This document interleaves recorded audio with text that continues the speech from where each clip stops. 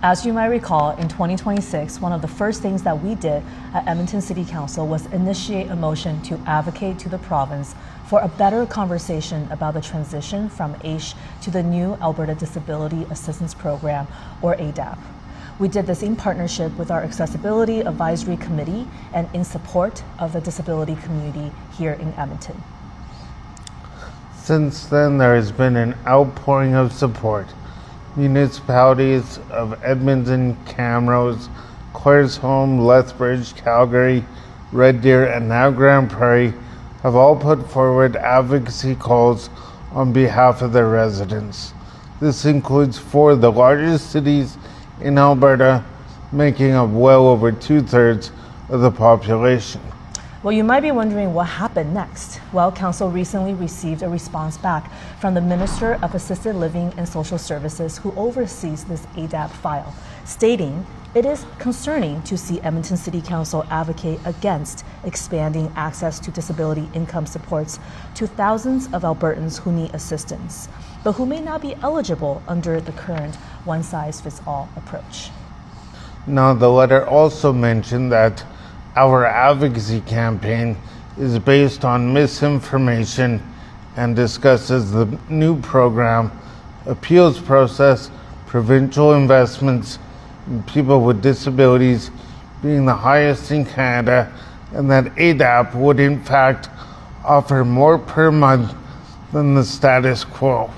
While the letter may contain nuggets of truth, the reality is that these statements are extremely disconnected from how people, how Edmontonians, how the disability community is feeling and experiencing this change.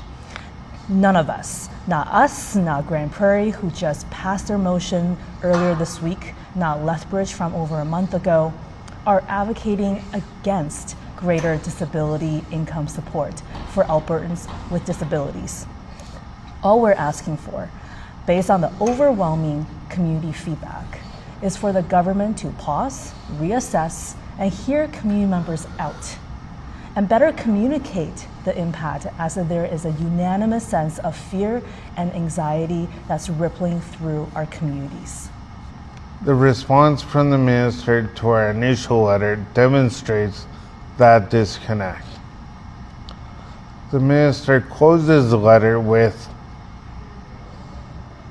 "While I appreciate your responsibility to the citizens of Edmonton and your commitment to advocating for residents with disabilities, I encourage Council to focus your efforts on the areas of municipal jurisdiction like accessible transportation and the timely clearing of sidewalks."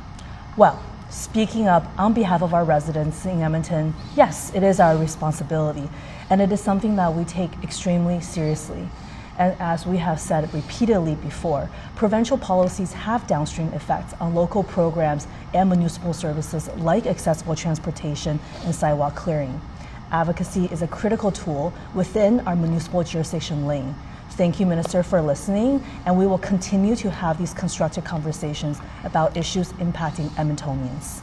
Finally, we want to thank all the communities across the province for keeping the important conversation going. Making this issue top of mind for Albertans is still a critical endeavor to keep building the momentum.